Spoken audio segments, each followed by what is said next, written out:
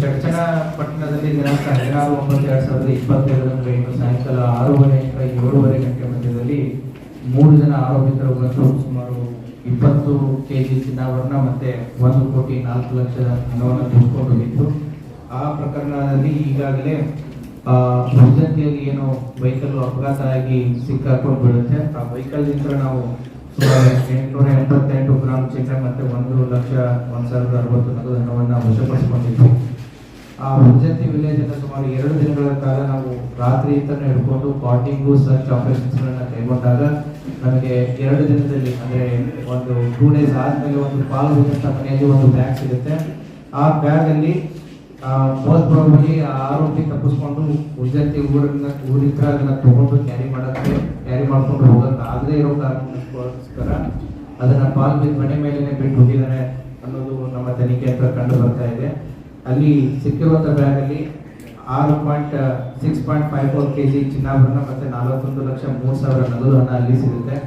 ತದನಂತರ ಊರಿನಲ್ಲಿದ್ದಂತ ಜನ ಕಾರಣ ಬಿಟ್ಟು ಏನು ಆರೋಪಿ ಹೋಗಿರ್ತಾನೆ, ಆ ಊರಲ್ಲಿದ್ದಂತ ಜನ ಒಂದು ಗೊಬ್ಬರ ಚೀಲದಲ್ಲಿ ತುಂಬಿದಂತ ಏನು ಚಿನ್ನ ಮತ್ತೆ ದುಡ್ಡು ಇತ್ತು, ಅದು ಜನ ತಗೊಂಡಿದ್ರು. ಅದನ್ನ ಅವ್ರು ಹೋಗಿ ನಾವು ಇದು ಬ್ಯಾಂಕ್ ನಿಂದ ಈ ರೀತಿ ಕಳ್ಳತನ ಆಗಿ ಬಂದಿರೋದು, ಇದು ದರೋಡೆ ಆಗಿ ಬಂದಿರೋದು, ಆ ಹಿನ್ನೆಲೆಯಲ್ಲಿ ಅದನ್ನ ಯಾರ್ಯಾರು ತಗೊಂಡಿದಾರ ಮರಳಿಸಿ ಅಂತೇಳಿ ಅವ್ರನ್ನ ನಾವು ಮೀಟಿಂಗ್ ಮಾಡಿ ಹೇಳಿದಾಗ ನಮಗೆ 15 ಜನರಿತ್ರ 1.587 ಕೆಜಿ ಗೋಲ್ಡ್ ಮತ್ತೆ 44,25,060 ರೂಪಾಯಿ ಹಣವನ್ನ ವಾಪಸ್ ಕೊಟ್ಟಿರ್ತಾರೆ.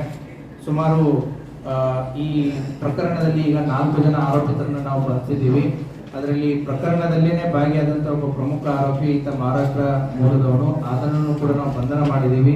ಅಫೆನ್ಸಿಗೆ ಯೂಸ್ ಮಾಡಿದಂತ ಒಂದು ಬೈಕ್ ಮತ್ತೆ ಅದರಿಂದ ಚಿನ್ನಾಭರಣವನ್ನ ಕೂಡ ರಿಕವರಿ ಮಾಡಿದೆ. ಅದನ್ನ ನಾವು ಅರೆಸ್ಟ್ ಮಾಡಿ ಪೊಲೀಸ್ ಕಸ್ಟಡಿಗೆ ತಗೊಂಡು ಮುಂದಿನ ತನಿಖೆಯನ್ನ ಕೈಗೊಳ್ಳಲಾಗ್ತಾ ಇದೆ. ಈ ಅಫೆನ್ಸ್ ಇನ್ವಾಲ್ವ್ ಆದಂತ ಇನ್ನಿಬ್ಬರ ಆರೋಪಿತರು ಏನಿದ್ದಾರೆ ಅವ್ರದ ಯಾರು ಏನು ಅನ್ನುವಂತ ಮಾಹಿತಿಯು ಕೂಡ ಪೊಲೀಸ್ ಇಲಾಖೆಗೆ ಗೊತ್ತಾಗಿದೆ. ಆದಷ್ಟು ಬೇಗ ಕೂಡ ಅವರನ್ನು ಕೂಡ ನಾವು ಪತ್ತೆ ಮಾಡ್ತೀವಿ.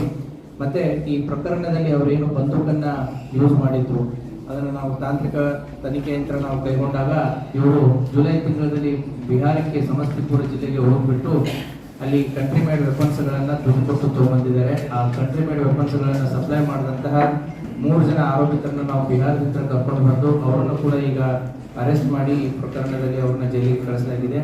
ಒಟ್ಟು ಸುಮಾರು 9.01 ಕೆಜಿ ಬಂಗಾರ, 86,31,220 ರೂಪಾಯಿ ನಗದು ಈ ಪ್ರಕರಣದಲ್ಲಿ ವಶಪಡಿಸಿಕೊಳ್ಳಲಾಗಿದೆ. ಇನ್ನುಳಿದಂತ ಆರೋಪಿತರನ್ನ ಮತ್ತೆ ಇನ್ನುಳಿದಂತ ಮಾಲನ್ನ ಆದಷ್ಟು ಬೇಗ ನಾವು ಪತ್ತೆ ಮಾಡ್ತೀವಿ. As of now present status ಅಲ್ಲಿ ಯಾವುದೋ ಆ ರೀತಿ ಕಂಡು ಬಂದಿಲ್ಲ.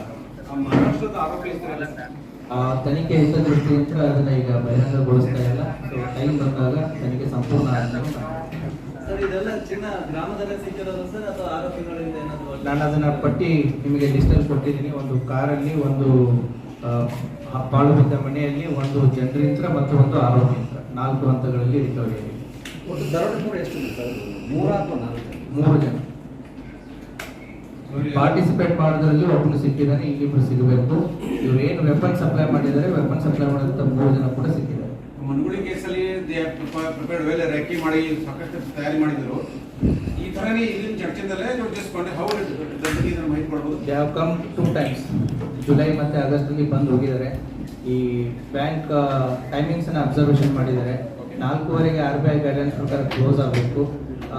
ಭಾಳ ಅಂದರೆ ಕ್ಯೂ ಅಲ್ಲಿ ಇದ್ದವರು ಎಲ್ಲ ಕ್ಲಿಯರ್ ಆಗಬೇಕಂದ್ರೆ 5 ಗಂಟೆ ಆಗಬೇಕು. ಸುಮಾರು 6:30ವರೆಗೂ ಕೂಡ ಸಾರ್ವಜನಿಕರನ್ನ ಹೊರಗಡೆ ಬಿಟ್ಕೊಂಡಿದ್ದಾರೆ. ಅಂದರೆ ಅಕೌಂಟ್ ಓಪನ್ ಮಾಡೋಕ್ಕೆ ಬಂದಿರ್ಬೋದು, ಲೋನ್ ಸ್ಯಾಂಕ್ಷನ್ ಆದವ್ರು ಬಂದಿರ್ಬೋದು.